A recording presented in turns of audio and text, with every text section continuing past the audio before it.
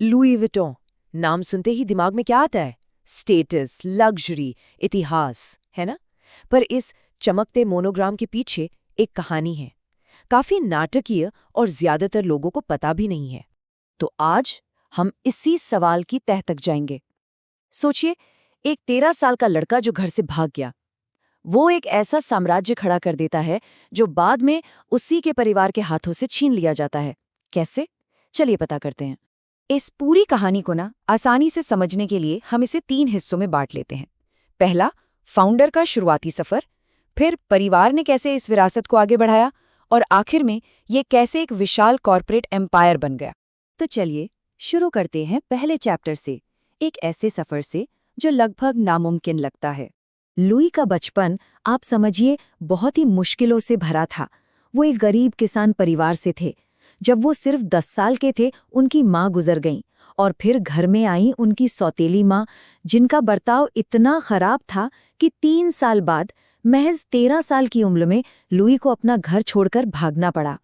और वो भागे तो कहाँ? पेरिस। जरा सोचिए, अपने घर एंशे से पेरिस की दूरी 292 मील, मतलब करीब 470 किलोमीटर। और ये पूरा सफर उन्होंने पैदल तय किया, अकेले, बिना किसी के सहारे। ये दिखाता है कि उनके अंदर कितनी मजबूत इच्छा शक्ति थी। ये कोई छोटा मोटा सफर नहीं था, पूरे 2 साल लग गए। इन 2 सालों में उन्होंने पेट भरने के लिए जो मिला वो काम किया, और रातें अक्सर जंगलों में सोकर गुजारी। इन्हीं मुश्किलों ने उन्हें तराशा, उन्हें मजबूत बनाया। और फिर 1837 में जब वो पेरिस पहुंचे, तो उन्हें एक बॉक्स बनाने वाले कारीगर के यहाँ काम मिल गया। यहीं से सब कुछ बदलने वाला था। तो ठीक है, पेरिस तो पहुंच गए। अब देखते हैं कि कैसे एक आम कारीगर ने ट्रैवल इंडस्ट्री में एक क्रांति ला दी।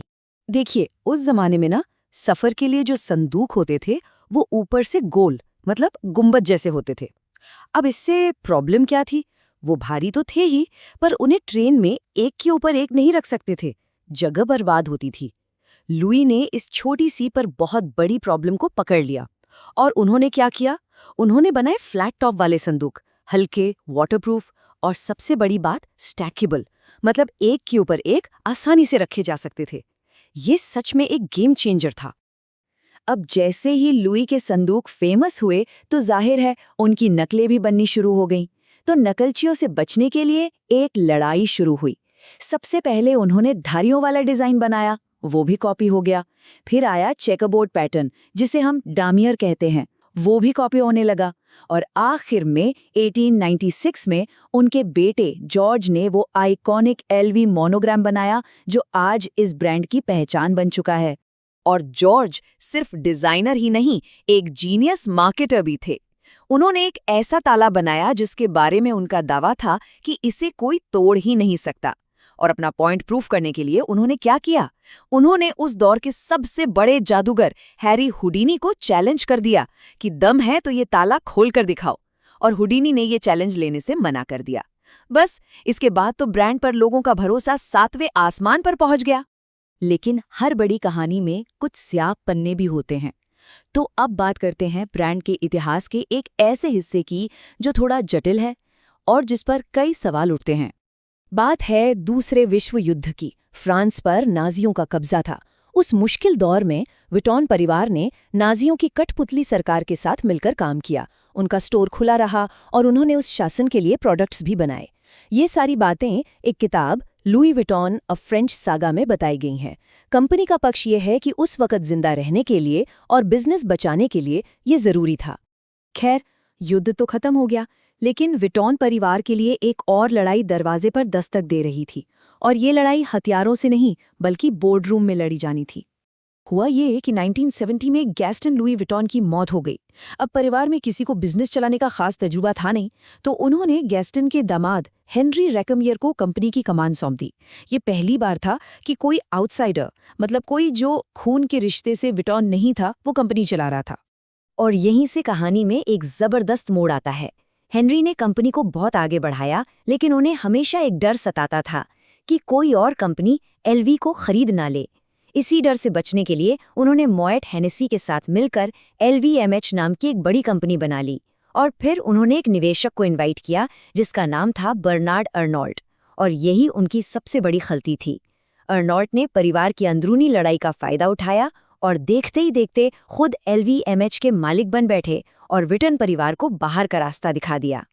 तो ये जो हॉस्टाइल टेकओवर होता है ये आखिर है क्या? आसान भाषा में समझें तो जब कोई बाहर का इंसान कंपनी के मालिकों की मर्जी के बिना चुपके मार्केट से इतने शेयर खरीद ले कि वो ही कंपनी का नया बॉस बन जाए। बर्नार्ड आर्नोल्ट ने बिल्कुल यही किया था।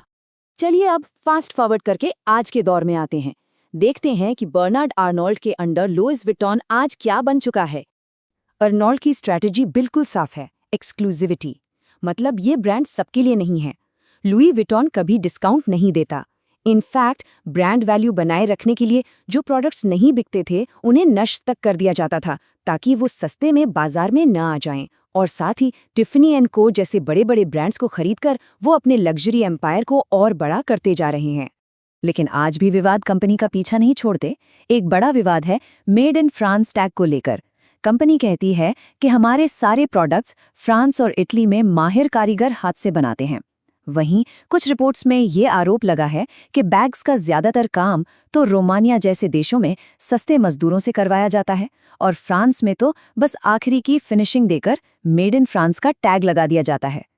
पर इन सब विवादों के बावजूद सच तो ये है कि बिजनेस के लिहाज से आर्नोल्ट की स्ट्रैटेजी ने कमाल कर दिया है। आज लुई वुइटन दुनिया का सबसे कीमती लग्जरी ब्रांड है। कितना कीमती? इसकी वैल्यू इसके सबसे करीबी कॉम्पिटिटर्स शनेल और हर्मेस दोनों को मिला के भी ज्यादा है। तो आखिर में सवाल यही बचता है, जब हम आज लुई वुइटन का मोनोग्राम देखते हैं तो हमें क्या दिखाई देता है?